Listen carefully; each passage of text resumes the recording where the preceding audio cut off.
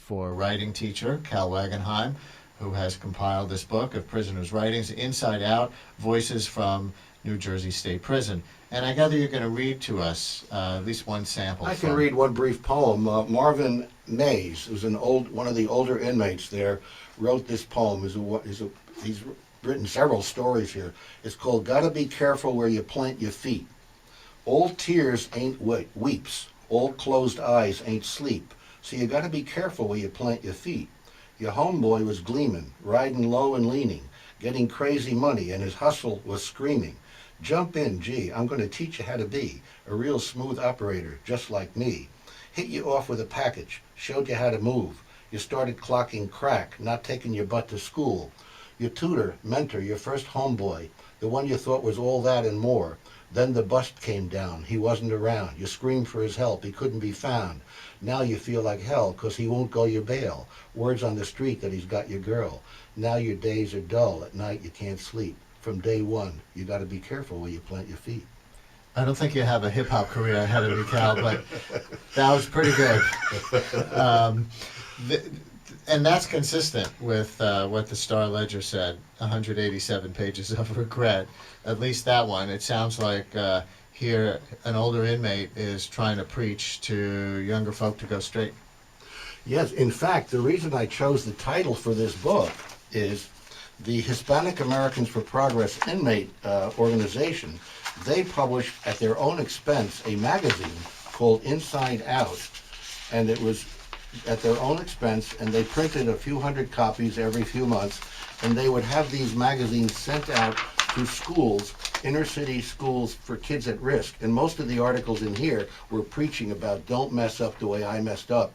And it was a very effective thing. They were founded in 1991, and they were doing this kind of stuff. So that was the point of the book also, to send a message to at-risk kids, or was this just primarily self-expression?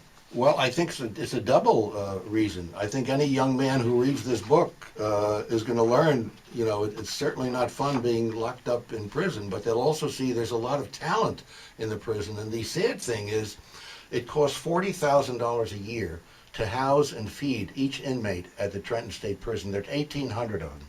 That's $72 million a year. If they devote 2% of that to education, it's a lot. And a lot of these guys are going to be getting out on the street, and they're not going to have the training. They don't offer them GED training after a certain age. To me, I'm only thinking, it's not that I'm soft on crime. Out of the 1,800 guys, it's probably a third of them are in there, they're sociopaths. They should just remain in. But a lot of these guys can be rehabilitated. They're going to be out on the street, and I would rather have them trained, get out on the street, support their families, and pay taxes. So they're not going to hit me over the head when they're out. So to me, it's actually going to reduce crime and reduce the tax load. So it's beneficial for everyone, not just for the prisoners. You think the state is afraid that reading these writings is going to wind up with a discipline problem, that it might rile people up in that kind of way? I don't think it's going to cause a discipline problem, no. But I would encourage them to, there are hundreds of retired school teachers in New Jersey. There is a budget crisis, I understand that.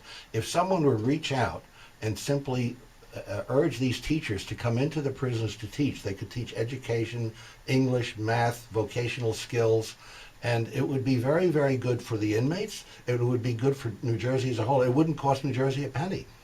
How do you teach writing to prisoners? Is there a teaching methodology? I teach them the same way that I did Columbia. I gave them some general outlines about poems, short stories, etc. And I said, just write what you want to write. And I would go to one of the inmates would mail me copies of the stories and poems. I would go to Staples, run off copies. We would sit around a table, and we would read the stories aloud. And then we would critique the stories. And it's all a developmental process. And it would work very well. And the one thing I would tell them, one of my favorite writers, I think everyone knows, Graham Greene, they once asked him, why do you write? And he says, why do we write? He says, we write to heal a wound in ourselves, to make ourselves whole. And when I got letters from these inmates, they were telling me exactly the same thing in their own words. So to me, it was very much of a healing process, very therapeutic.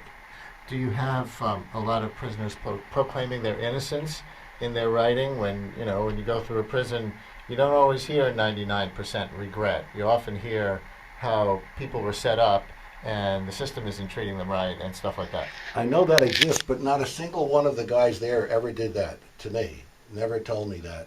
Some of them had really weird experiences where these were not premeditated things, going on. But none of them ever said that they were innocent, at least not in their writing. Or I would never ask any of the prisoners what they did. We would meet for about 2 hours plus in a workshop, and we did this for 5 years. After a while, we got comfortable with each other, and as I was leaving, we would chat for 5 or 10 minutes. And after about a year, some of these guys came up to me and told me that they did. I mean, one of my favorite anecdotes. One of the best writers there, a tall African American guy from Newark. He had served in the first Gulf War. He was a veteran at the time. Came out, developed a drug habit. So I said to him once, I said, Eugene, you're such a good writer. If you didn't have a record when you get out, because he was in for about 8 years, you could be an English teacher in the inner city. Nobody would mess with you. He was about 6'4". So he said, well, Mr. Wagenheim, says, I didn't kill nobody. I was arrested for armed robbery of drug dealers, but I guess they got rights too. That's pretty funny.